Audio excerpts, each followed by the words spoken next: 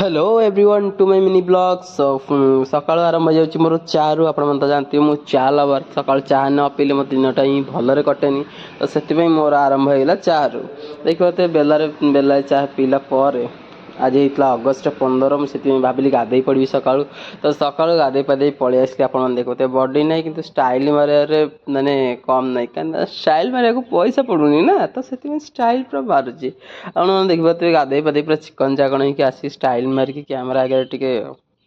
देखे तो आपण मैंने खराब भावेनि तो समस्त पछाड़ वीडियो गली कारण आग आड़ देखे खराब भावी कि कौन तो से पछाड़ वीडियो गली आप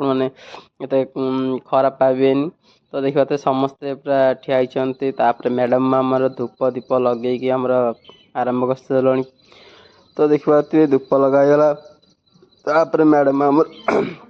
नडिया बाडे फूल चढ़े आरंभ कर देती पूजा अर्चना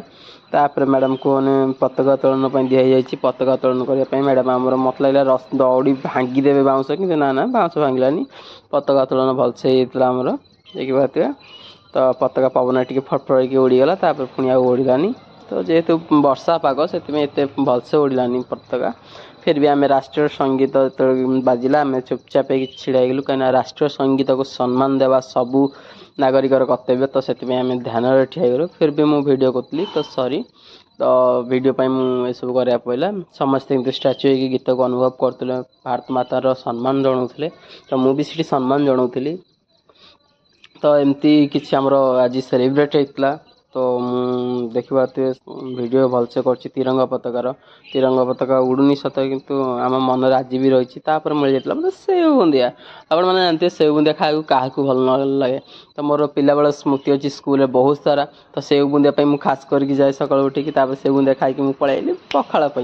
जार जी न खाई पखाड़ तार है सकाल आज्ञा हाँ दस बंधु पखाड़ खाते शुभ सकाल बनातु कहीं पखाड़ खाइले चेहरा ग्लो कर जमी मु ग्लो कर देखिए सबुदिन पखाड़ खाई केमती ग्लो कर मोर बेला बुदलु कादुलु चेहरा आ सुंदर त्वचा पाया चाहते सकाଳେ पखाड़ खातु पखाड़ सहित अंडा भजा तार कॉम्बिनेशन किसी अलग ही गरम गरम अंडा भजा को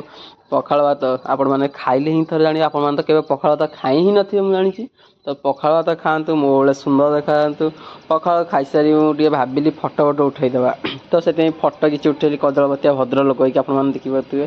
पूरा बढ़िया से उठेली शौचालय आज स्क्रिप्ट करिए तो मैडम मानक भी फोटो उठिला मैडम मैंने बहुत सारा फोटो उठेला देखते तो ये मो ब्लॉग को शेष कर बाय टाटा।